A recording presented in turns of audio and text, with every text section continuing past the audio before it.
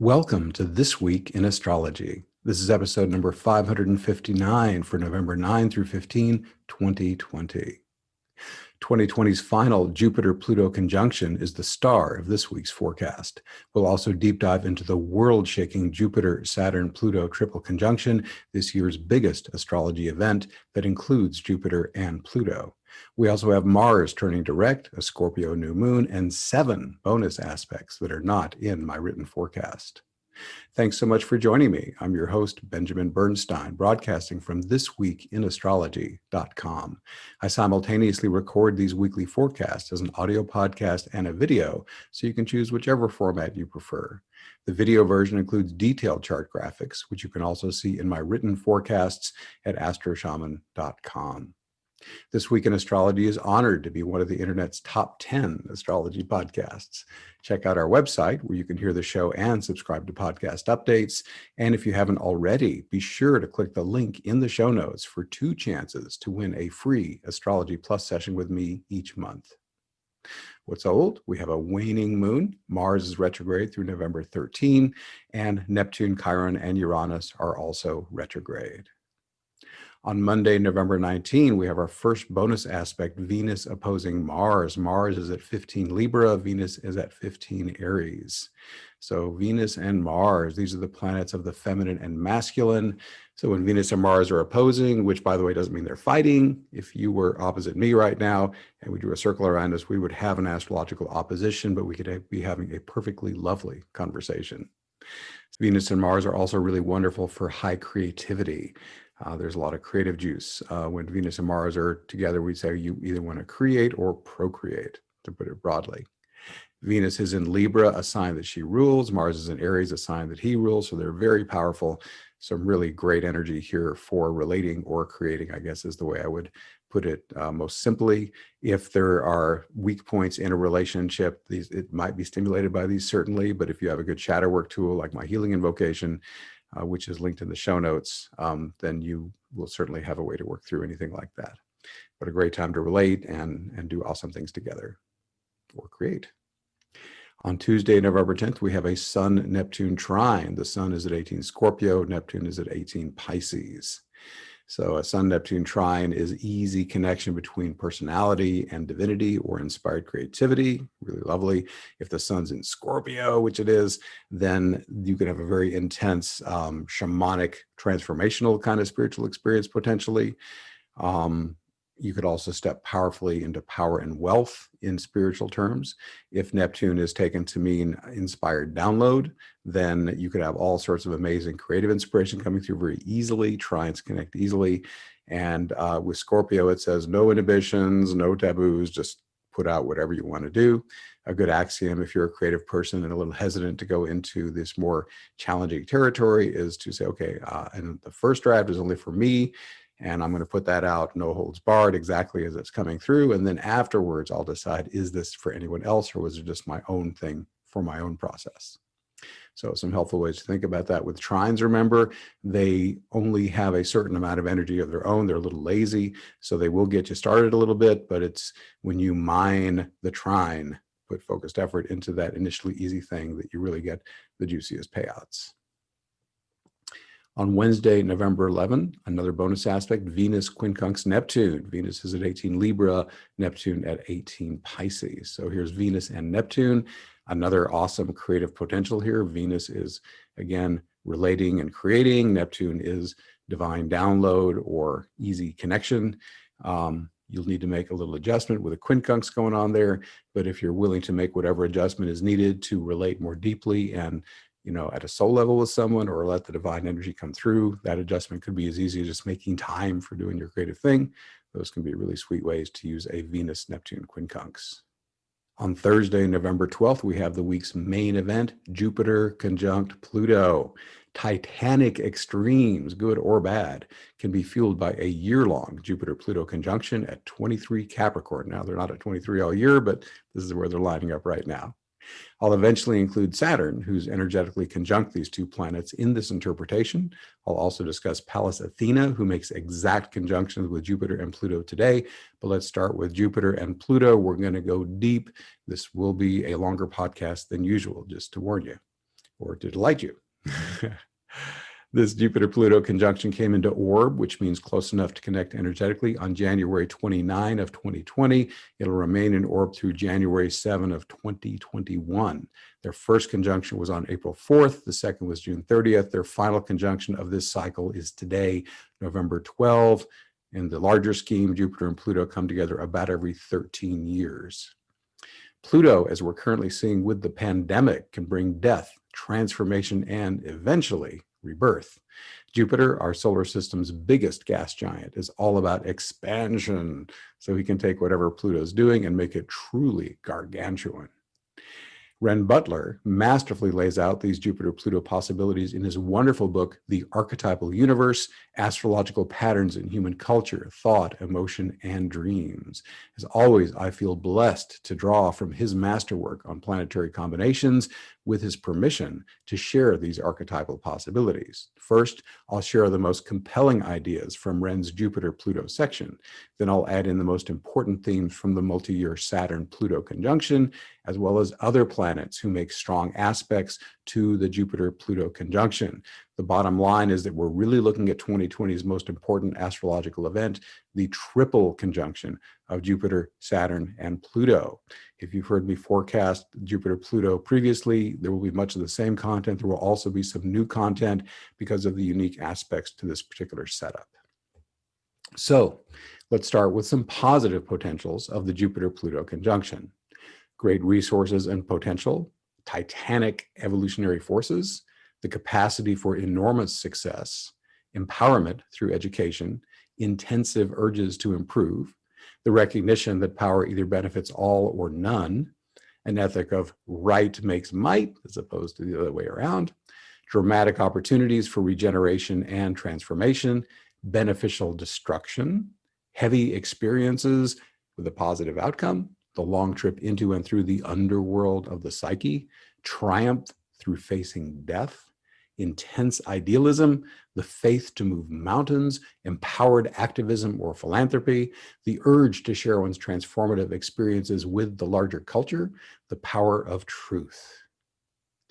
Obviously, this Jupiter-Pluto conjunction has plenty of upside potential, but we're also wise to stay alert to its darker possibilities. These include extreme material or spiritual ambition, a tendency to feel high and mighty, which threatens those in authority, an obsession with glory and greatness, political drama. We've had just a little bit of that as I record this. We still haven't decided the election, and it's Saturday, following that Tuesday when everyone voted. Delusions of superiority, opportunities to abuse power, runaway power trips, inclinations to act as a law unto yourself, the power elite, plutocracy, obsessive righteousness, fanaticism, and overkill, misplaced moral urgency, religious or other dogma, ideals of betterment and progress as a reason to dominate other people and nature, stupendous waste of shared resources. So the Jupiter-Pluto conjunction can be used selflessly and or selfishly. Earth is a free will zone, so we each get to choose how we behave on this spectrum. Now, a year of Jupiter-Pluto might seem like a long time, but the Saturn-Pluto conjunction lasts nearly 4 years. It came into orb on January 31 of 2018. It will not wrap up until December 18 of 2021. If you can spare a few minutes, and you haven't done it recently, I strongly encourage you to read my deep dive interpretation of the January 12 Saturn-Pluto conjunction on my website, astroshaman.com. I'll link that in the show notes for you. You can also listen to a 28-minute MP3 of me interpreting it, excerpted from my 2020 astrology forecast lecture.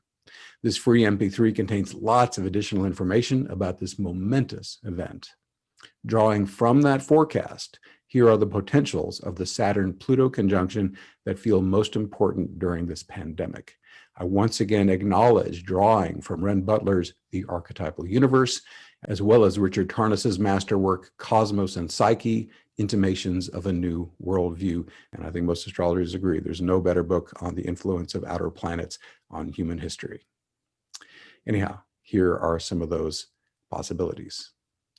Profound discipline, strength, and endurance, heroic self-control, the capacity to bear down with great force and pressure on difficult situations until they're resolved, a deep sense of responsibility, challenges which lead to an urgent reformulation of priorities, a need to cut your losses and deepen your commitment to the important things in life, profound feelings of powerlessness, but with the resolve to continue, feelings of anxiety and fear, negative or threatening forces, a perception of irrevocable pressure and change, profoundly weighty events of enduring consequence, the irrevocable termination of an established order of existence, displays of personal and collective determination, unbending will, courage, and sacrifice in the face of danger and death, the transformation and forging of enduring structures, whether material, political, or psychological.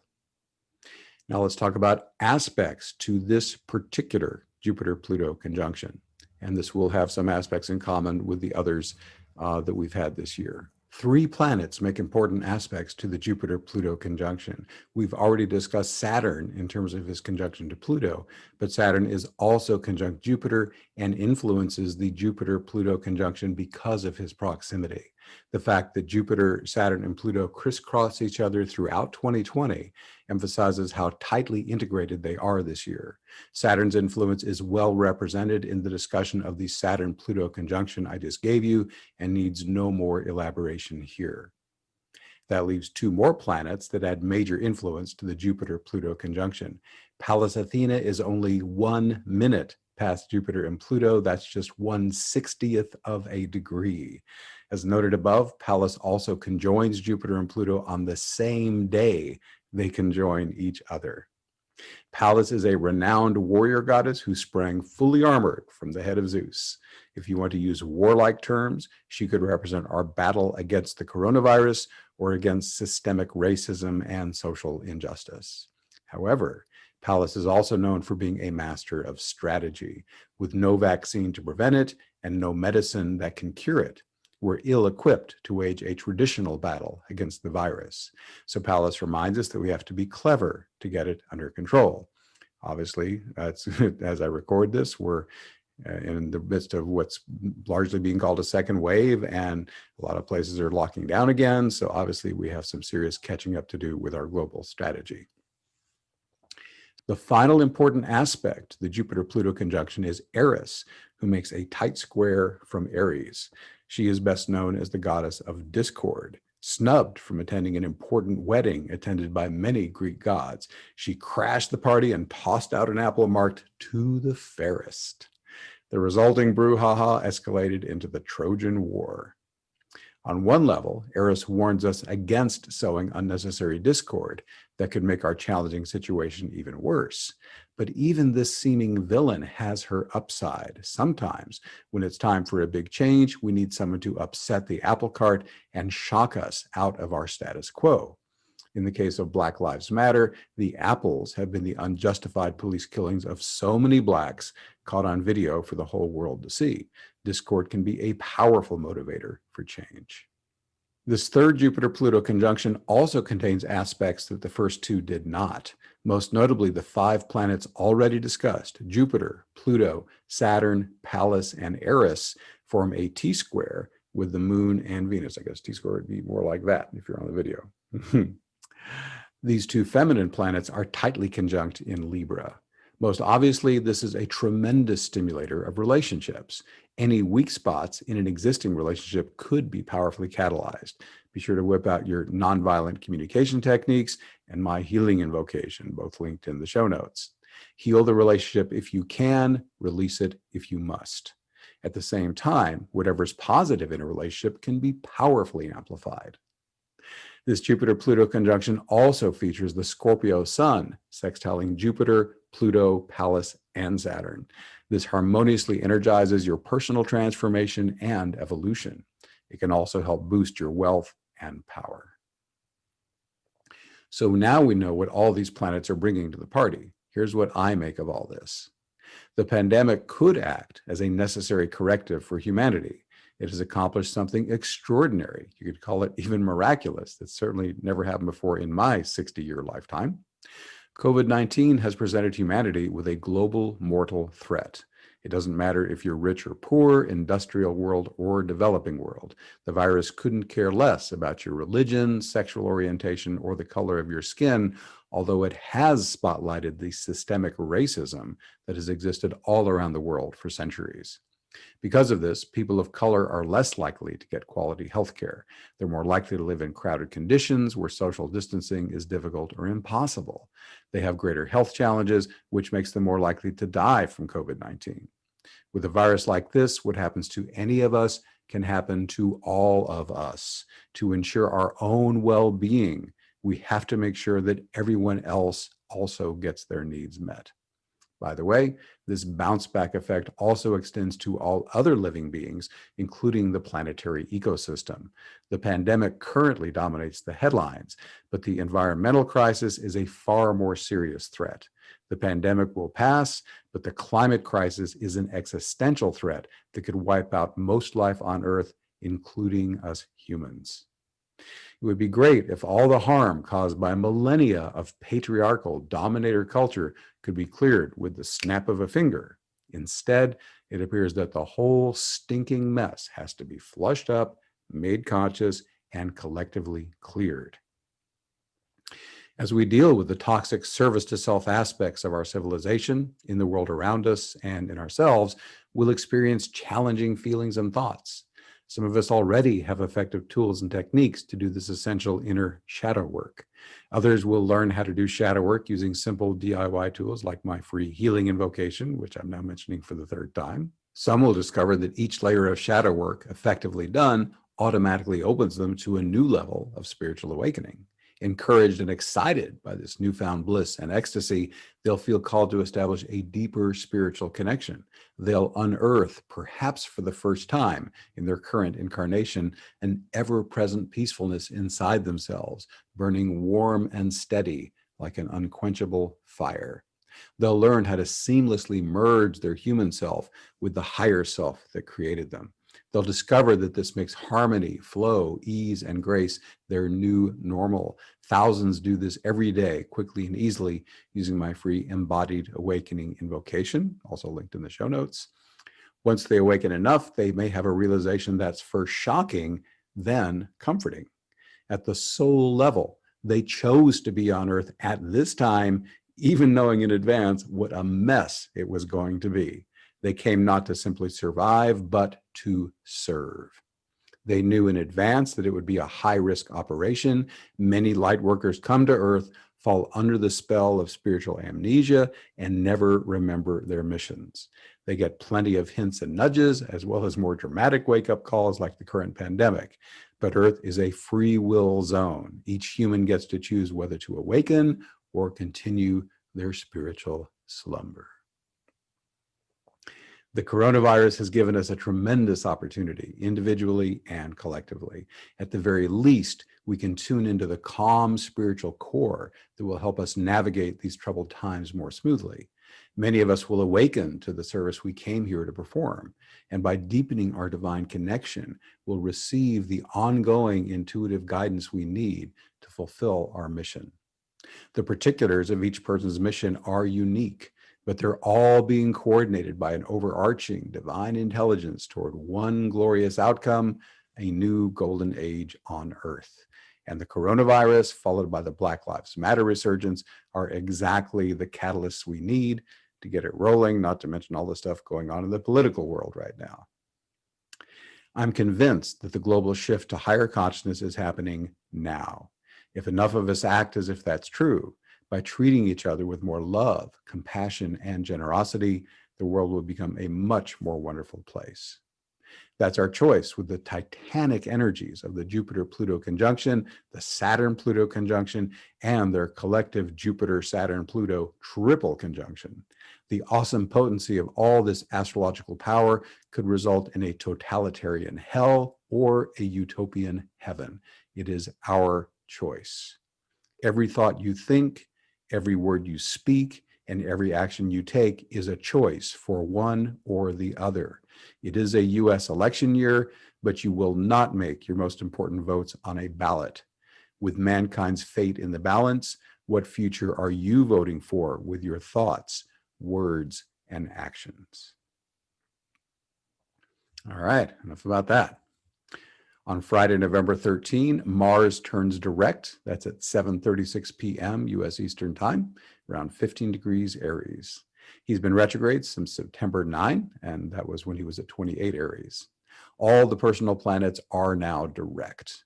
Have the last 2 months been especially intense for you? Of all the personal planet retrogrades, Mars can be the most significant. Mercury and Venus can have notable effects, but neither of them can pack a punch like Mars. This is especially true since Mars retrograded entirely within Aries, a sign that he rules and which shares his planetary meanings. Mars retrograde also stands out because it's more rare. Mercury goes retrograde 3 times a year, and Venus reverses directions every 18 months, but Mars only stations retrograde every 2 years. As I wrote on September 9th, Mars retrograde was a great time to reflect on all the ways that the red planet expresses in your life. How skillfully are you embodying the roles of the warrior, pioneer, or entrepreneur? How's your sex life? How good are you at getting things started and taking fast, effective action? This can also be an important time to reflect on the dark side of Mars. Are you having any challenges with anger, aggression, or violence? How about impulsiveness or sexuality that is harmful or non-consensual? Mars retrograde was not the best time to start important new things. The timing is better for new beginnings now that Mars is direct. Better yet, wait until after the new moon on November 15th. Aspects. Here's a summary of other things you might want to start taking action on based on the aspects Mars made as it turned retrograde. Even the best committed partnerships might have experienced challenge, but the greater the challenge, the greater the possible breakthrough. Committed partners who work skillfully with these intense energies can emerge with their relationships functioning at a whole new level of awesomeness. At the same time, other aspects Mars made as it turned retrograde gave flowing support to committed partnerships that align with your soul purpose, as well as harmonious communication. Additional themes that were stimulated include creativity, home, family, security, and shadow work, as well as learning and communication. We also have 2 bonus aspects on Friday, November 13th. Both involve an outer planet and an asteroid goddess. First, Neptune trines Juno. Neptune is at 18 Pisces, Juno is at 18 Scorpio. So Neptune and Juno, Juno is committed partnership. Neptune is the flow of divine inspiration and creativity. I think in this context, Juno committed partnership, Neptune probably makes more sense here as just a flow of connection and guidance. So I guess in any kind of committed partnership, whether it's romantic, business, a close personal relationship, just any kind of relationship where there's an ongoing container and you're going to be carrying forward with that person in relationship in a significant way. I would say just the more awakened you can be, the more you can function as a blended being with your higher self there. That's obviously going to serve that relationship because your intuition is going to guide you more effectively. The Neptune connection makes it easier to feel energetic connection, energetic blending with that person. And if you happen to have a creative partnership, it can certainly inspire new creative ideas. Next, there is a trine between Uranus and Vesta. Uranus is at 8 Taurus and Vesta is at 8 Virgo. So Vesta is sacred service to a higher cause without expectation of return. Uranus can be intuitive hits, so you might be getting great ideas about how to serve this partnership more effectively. You might even make a radical change of some kind. That might mean, wow, I'm really digging the service I'm doing and I want to take it to the next level, quantum leap kind of effect. Or it could be you feel a radical shift. Wow, I no longer want to be involved with this service, but I want to now shift over to this cause, or maybe I want to add one. There's all sorts of possibilities with Uranus. It's full of surprise and the unexpected. But I would say whatever your relationship is with a sacred higher cause, be really tuned into your intuitive hits. That is how Uranus communicates. And that would be an excellent way to use this connection of Uranus and Juno. We have 2 more bonus aspects on Saturday, November 14th. The Sun sextiles both Pluto and Jupiter, which, as you'll recall, were conjunct 2 days ago on November 12th. For both aspects, the Sun is at 23 Scorpio, while Pluto and Jupiter are at 23 Capricorn. So in one way, this is just a little bit of augmentation of the whole Jupiter-Pluto thing I just spent an endless amount of time talking about. In fact, the sun is just saying, my individual self, can now easily receive those energies even more. So it's a time to come into harmonious connection with those energies and use them in a really awesome way. And Scorpio is the same archetypal stuff as Pluto. So a Scorpio planet, especially the sun, aligning with those guys just amps up everything I was talking about even a little bit more with all the Pluto stuff I was discussing. On Sunday, November 15th, a new moon lines up at 12:07 a.m. U.S. Eastern Time. That's at 23 degrees, 17 minutes Scorpio.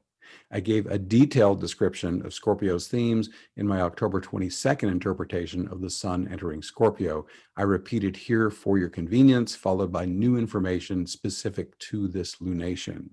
New beginnings in any or all of these areas are supported by this new moon.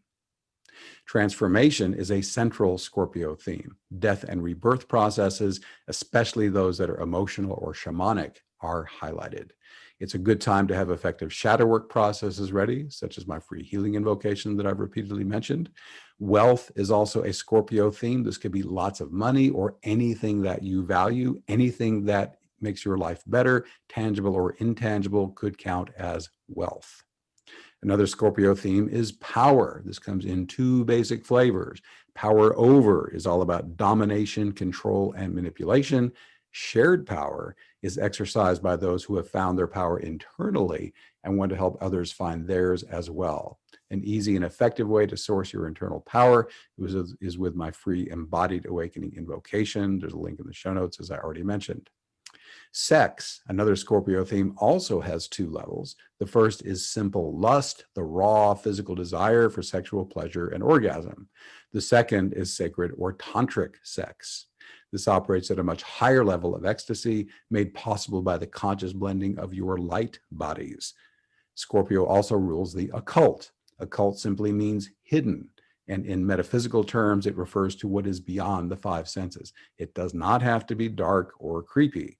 Occult practices include astrology, tarot, energy healing, mediumship, and psychic abilities. As you can see, Scorpio has a lot of themes. Choose the ones that most excite you and dive in. Aspects. In this Scorpio new moon, the sun and moon conjoin Juno. This invites you to deepen your intimacy on all appropriate levels in committed partnership. As noted above, doing skillful shadow work with your partner when challenge comes up can profoundly deepen your connection. And in a sexual relationship, be sure to explore the opportunities for more ecstatic and passionate erotic connection. The luminaries are also trine Neptune. This creates a more smooth and easy flow for spiritual awakening practices and inspired creativity. It also opens the door for operating in flow state more consistently in all that you do. Finally, the luminaries make tight sextiles to Jupiter, Pluto, and Pallas Athena, and a looser sextile to Saturn. Pluto carries the same themes as Scorpio, and Pluto's effects are amplified by Jupiter. So the primary effect of these sextiles is to make all the Scorpio themes I've already described even more powerful. Since sextiles are harmonious, this makes it easier to reap the positive potentials of this life-transforming archetype. Saturn, as well as the placement of those 4 planets in Capricorn, helps you be more organized, manage your time better, and get more done. Pallas Athena reminds you to work smart and create win-win alliances that benefit everyone. The Sabian symbol for this new moon is crowds coming down the mountain to listen to one inspired man. Scorpio energy is about telling the honest truth, even when it's taboo or controversial. Are you inspired to share information that could help others? Do you have the courage to share it so that those who are ready can benefit from your wisdom? Finally, we have 2 bonus aspects on Sunday, November 15th. First up is a quintile between Jupiter and Chiron. Jupiter's at 23 Capricorn, Chiron's at 5 Aries. So Jupiter and Chiron. Chiron is the healing and mentoring energy. Jupiter is expansion. Quintile is magical connection. Chiron's also shadow work. So I'd say any of those things, if you're doing some shadow work, which would not surprise me at all, given the energies we're under, Jupiter says, hey, I can help you out. I can send you some luck, some expansive energy, some good, You can make it larger and kind of expand it out and be done with it. And the quintile says magical divine energy is there to help you with this. If you're already doing the high Chiron serving others, if you're mentoring, which is just broadly speaking, giving good information, if you're acting as a healer of some kind, whether you're explicitly doing energy work or just being a more subtle healing influence in whatever you're doing, Jupiter, the classic benefic of ancient astrology, can lend all sorts of amazing positive energy to that. The quintile can give you all sorts of inspiration how to do it. It's a really magical energy for healing and mentoring, and it will last for several weeks. So good stuff there with that quintile. Then we have Venus square Pluto. Venus is 23 Libra, Pluto is 23 Capricorn. Now, Venus and Pluto square is pretty intense. Venus, let's talk her relationship. This is a theme we've had repeatedly in this week's forecast, so this is nothing new, but it's just saying, hey, anything in a key relationship that is not all buttoned up and harmonized could come up for healing. And of course, we could also take anything that's positive in a relationship and empower that, juice it up. So awesome relationships can go deeper, more powerful, have really awesome, intense, wonderful connection. And of course, any shadow work can be flushed up to be dealt with. So that's our forecast. The astrology of 2020 has already turned the world upside down. So what can we expect in 2021? I'll present my annual forecast lecture for the Asheville Friends of Astrology via Zoom on Friday, November 20th at 7 p.m. U.S. Eastern Time, and you are welcome to join us. I'll put special focus on 2021's headline event, a powerful Saturn-Uranus square that lasts the entire year. One of its central themes will be the rapid breakdown of existing structures, as well as the quick rise of new ones. I'll also predict when this square's effects will be most powerful based on the timing of Mars, Saturn, Uranus T-squares and other catalyzing events. I'll also discuss the Jupiter-Saturn conjunction in the first degree of Aquarius on December 21st of 2020 and its continuing effects in 2021. Does the extraordinary timing of this great conjunction mark the true beginning of the Aquarian age?